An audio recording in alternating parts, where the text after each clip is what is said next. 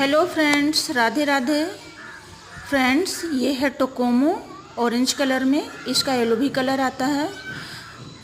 Friends, ये कलम से लगाया था मैंने। बहुत ज़्यादा दिन का प्लांट्स नहीं है, बस 6-7 महीने का है। और देखिए ये 6-7 महीने में कितना अच्छा फ्लावरिंग कर रहा है।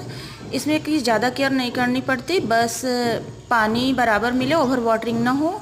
और मैं इसमें गोबर की खाद डालती हूँ, केले के छिलके, प्याज के छिलके डालती हूँ। थैंक